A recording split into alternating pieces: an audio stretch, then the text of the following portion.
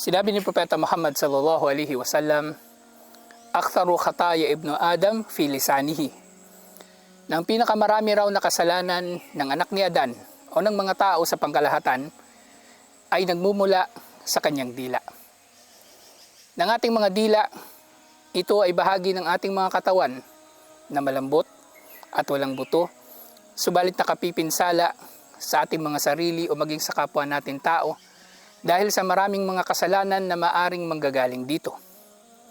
Katulad ng pagsisinungaling, pandilibak o paninirang puri, pag-iimbento ng tsismis, pagsaksi sa kawalang katotohanan o kaya ay huwad na pagsaksi, pagmumura, mga pananalita tungkol sa relihiyon na ito na wala naman tayong otoridad na magsalita tungkol dito.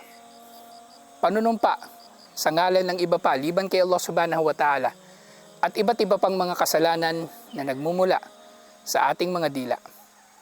Na makikita natin si Propeta Muhammad sallallahu alaihi wasallam ay nagbababala sa atin na tayo ay makagagawa ng mga kasalanan sa pamagitan ng ating mga dila, na ang marami sa mga ito ay hindi maliliit na mga kasalanan, bagkus ay malalaking mga kasalanan, katulad ng panlilibak o paninirang puri. Ito ay may tuturing na malaking kasalanan sa Islam. At ang panunumpa sa ngalan ng iba pa liban kay Allah subhanahu wa ta'ala ay isang uri ng pagtatambal kay Allah subhanahu wa ta'ala. Dabagaman itinuturing na maliit na shirk o maliit na pagtatambal kay Allah subhanahu wa ta'ala, ito pa rin ay pagtatambal at paglapastangan sa kaisahan ni Allah subhanahu wa ta'ala.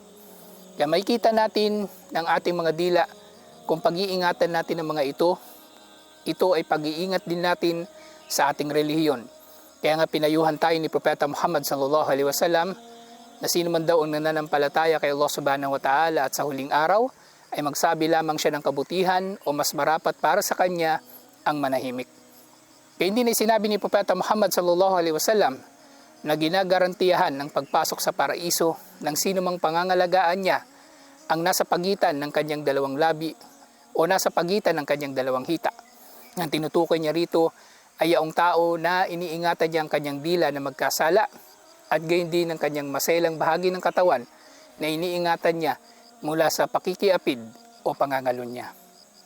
Ang ating mga dila, sa kabila ng pagiging mahina nito, na ito ay maliit na bahagi lamang ng ating mga katawan, meron itong kakayanan na magdulot o makagawa ng maraming mga kasalanan at magdulot ng pinsala sa mga tao.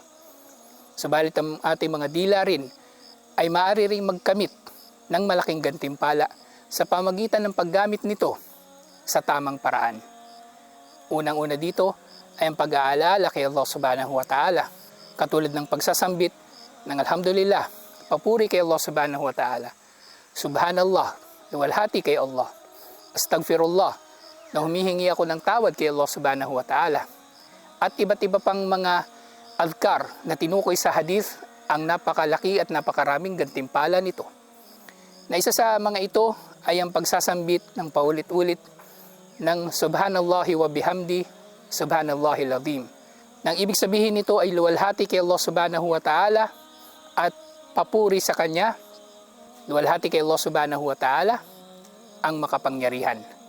Na ang adhkar na ito, sinabi ni Propeta Muhammad sallallahu alaihi wasallam, kalimatani khafifatani alal lisan, na meron daw dalawang salita na magaan para sa ating mga dila, thaqilatan alal mizan, na mabigat sa ating mga timbangan ng mabubuting mga gawa.